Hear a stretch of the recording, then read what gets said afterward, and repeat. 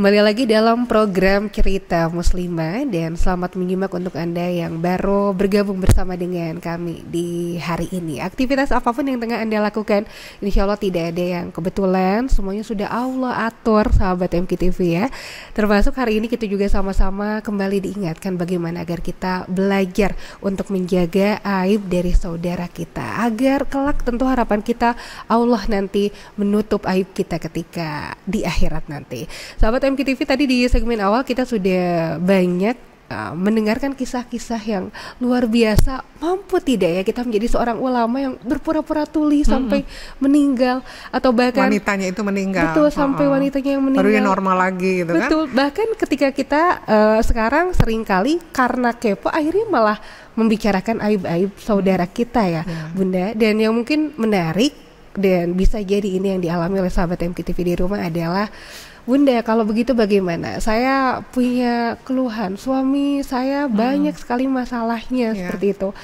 Saya, apakah ketika saya bercerita kepada orang lain itu termasuk membuka aib, atau kira-kira bagaimana nih Bunda? Iya, setiap orang itu punya masalah. Sebagai manusia butuh berkomunikasi untuk membahas masalahnya kepada seseorang. Sebetulnya itu tidak dilarang dengan niat mencari solusi. Ya, tapi kadang ada orang dia curhat, dia sharing, dia berbagi. Niatnya itu ingin pembenaran, ingin pembelaan, cenderung dia membuka aib dan jatuh kepada bergibah gitu ya. Nah, jadi boleh saja curhat, satu niatnya itu kita mau apa nih, dan kepada siapa kita curhat. Jangan sampai kita curhat kepada sembarang orang. Kalau salah orang yang kita curhatin, itu bisa menyebar fitnah, jadi fitnah karena ada distorsi informasi. Kemudian kalau kita salah orang, bukan memberi solusi buat kita, tetapi justru memprovokasi kita. Kan banyak ya bercerita tentang pasangannya ya. Kalau dia tidak tepat berbicara kepada orang, dia akan buka aibnya ya, buka aibnya, dan orang yang mendengar itu bisa jadi jawabannya, ngapain kamu sih sama dia, udah aja kamu pisah aja, kamu tuh sudah jadi memprovokasi gitu ya. Nah, padahal bisa jadi ada solusi-solusi yang menurut agama kita itu bisa dilakukan. Tapi karena tadi salah niat, salah orang. Kemudian kalau kita menyampaikan sesuatu, memang toleransi dalam bergibah ya, itu kan ada dalam rangka begini, saya curhat kepada seseorang, saya berharap orang itu bisa membantu untuk bisa memfasilitasi atau memberhentikan sesuatu kemungkaran atau kesalahan. Saya bercerita tentang teman kantor saya kepada atasan saya dengan harapan atasan saya bisa menyelesaikan. Ya, begitu juga di suatu perkampungan ada suatu kejadian yang itu masyarakat tidak bisa menerimanya. Kenapa dia tidak lapor ke RT, ke RW atau orang yang berwenang untuk bisa memberhentikan? Tapi kan kecenderungan kita adalah membicarakan di belakang, di belakang, terus menyebar kemana-mana. Tahu nggak sih itu? Tapi nggak ada solusi. Orangnya pun dia tidak tahu kesalahannya di mana. Harusnya kan orang yang dipanggil, dinasehati oleh orang yang memang kita ceritakan kepadanya, yang bisa mengarahkan, memberhentikan kemungkaran-kemungkaran yang terjadi. Jadi curhat itu boleh, tapi jangan sampai jadi kebuka aib dengan harapan gini, aku dibela, aku yang benar gitu ya. Merasa diri yang benar, orang lain yang salah gitu ya. Terus hawa nafsu itu ya keluar semua isi hati itu. Rasanya puas kalau aib orang tuh kebuka gitu. Nah, itu kan nanti penyebabnya adalah kemarahan ya, kemarahan yang terpendam. Tidak bisa langsung kepada orangnya, tapi dia omongin dengan membuka aibnya. Atau bisa jadi kedengkian juga. Tampak dia bagus, dia oke, tapi karena kedengkian dicari-carilah kekurangan-kekurangannya untuk dibuka aibnya gitu ya. Nah, jadi sekarang kalau kita butuh teman bicara, pastikan siapa teman bicara kita. Kedua, niatnya apa? Jangan sampai niatnya itu justru tadi mencari kepuasan untuk aku benar, cari pembelaan. Nah itu yang nggak boleh ya. Akhirnya nanti kebuka aib, jadi bergibah, Allah nggak nolong. Betul. Jadi kita mensikapi suatu permasalahan itu bukan mengundang pertolongan Allah, justru menambah kebocoran amal kita. Jadi harus kita perhatikan siapa yang menjadi lawan bicara kita atau yang kita curhati ini ya, Bunda ya. Jangan ke banyak orang, orang yang bisa dipercaya, yang mumpuni ilmunya, kompetensi, yang menurut kita yakinlah dia bisa kasih solusi ya. Tidak asal kita bicara, akhirnya aib kebuka. Satu orang ini bisa kemana-mana gitu. Kita kesini nggak puas jawabannya, pindah ke sini gitu kan. Nggak puas jawabannya, pindah ke sini gitu. Nah akhirnya kemana-mana gitu. Pilihlah satu orang yang bisa menjadi jalan untuk mendapatkan solusi. Gitu.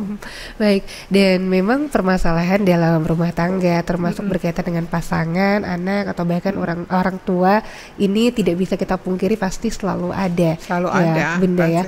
Barangkali dari Bunda sendiri ada tips bagaimana sih para muslimah terutama ya, seorang istri, seorang ibu menyikapi permasalahan-permasalahan yang hadir di dalam keluarga sehingga pada akhirnya tidak terbuka aib, atau mungkin kita bingung harus bercerita ke siapa ya, sepertinya ke orang tua tidak mungkin, ke ini tidak mungkin. Lantas solusi seperti apa nih Bunda agar masalah itu bisa tetap selesai tapi aib tidak terbuka ke orang yang tidak tepat akhirnya? Iya, tadi saya sudah sampaikan, memang kalau berbicara menyelesaikan masalah adalah ada dua jalan ya. Satu ke Allah ya, berarti kita perbaiki hubungan dengan Allah. Betul. Ya kan? Itu kita minta ampun kepada Allah. Tapi sisi lain adalah syariatnya gimana gitu. Betul. Berarti harus kita mencari jalan orang yang bisa menjadi jalan. Nah, minta kepada Allah dibimbing agar ketemu orang yang bisa menjadi jalan solusi bagi permasalahan. Iya. Nah, kuncinya sebetulnya di diri kita ya. Kita yakin gak sih ini cobaan, ini ujian? Itu cobaan, ujian.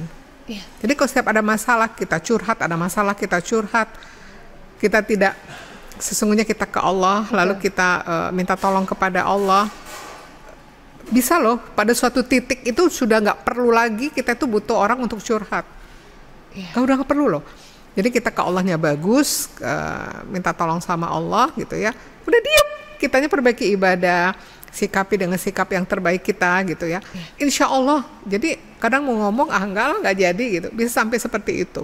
Jadi memang kita perbaiki hubungan dengan Allah dan meyakini bahwasanya tidak ada satupun yang tidak diuji oleh orang lain, oleh sesama, nggak ada gitu. Betul. Semuanya pasti ada.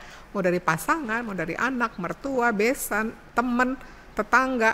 Coba teman-teman di kantor-kantor itu pasti ada cobaan, ujian dari teman-teman yang lain gitu. Nah, kalau tidak hati-hati dia ketemu teman dekat gitu ya, seolah teman dekat ya, tahu nggak aku tuh sakit hati sama dia, bla bla bla. Akhirnya jadi gibah gitu kan. Betul. Terus suuzon, nanti akhirnya kemana-mana kalau ada apa-apa terus cari-cari informasi. Jadi nggak ada ketenangan, nggak ada kebahagiaan. Berangkat pagi pulang sore, bukan dapat pahala kebaikan. Kalaupun dapat pahala kebaikan bisa jadi terjadi kebocoran-kebocoran karena tidak bisa mengendalikan hati dan lisan itu ya. Lisan itu tadi akhirnya nyebarlah semua aib-aib itu.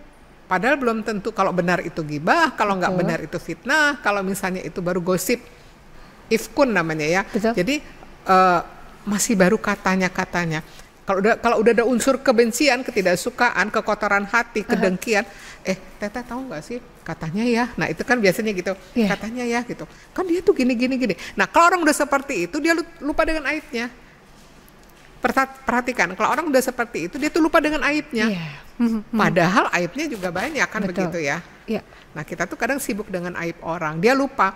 Begitu dia berbicara tentang aib orang, sebetulnya dia membuka aibnya sendiri. Kalau kita berbicara hakikat tadi, saudara seimanmu adalah satu jasad gitu. Betul. Nah siap-siaplah suatu ketika kalau engkau buka aibnya, engkau akan dibuka juga. Oh nggak di dunia, tunggulah di akhirat nanti. Gitu. Jadi semuanya akan ada pertanggungjawabannya ya. Bisa jadi di dunia dibalas langsung atau nanti di akhirat benar-benar tidak terjadi. Iya itu udah pasti. Karena apa, An-Nisa 123, semua kezoliman yang kita lakukan itu dibalas oleh Allah sempurna. Kezoliman apa? Kezoliman itu dua. Satu kepada Allah, menempatkan Allah tidak pada tempatnya, musyrik gitu ya di hati kita. Yang kedua kezoliman kepada manusia, hartanya, darahnya, kehormatannya. Membuka aib itu adalah zolim kepada kehormatan seseorang. Betul. Berarti kalau kita kembali kepada Quran surat An-Nisa 123, Allah akan membalas semua kezoliman kita dengan sempurna. Ya. Bentuk kezoliman Allahu a'lam, tetapi Allah Maha Adil, rasanya sama. Jadi kalau hari ini kita mendapatkan sesuatu yang tidak enak dalam hidup kita, sesungguhnya itu buah dari kezoliman kita. Salah satunya bisa jadi kita membuka aib orang, bisa jadi. Nauzubillahiminzalik. Terima kasih banyak Bunda. Segmen kedua luar biasa melengkapi dan membuat kita mudah-mudahan banyak-banyak bertobat, banyak-banyak beristighfar Bunda ya. Karena banyak yang tidak terasa. Apa betul ya si itu begitu? Apa betul ya ternyata itu semua adalah dosa yang kita lakukan yang nauzubillah, keburukan nanti kembali lagi pada kita ya.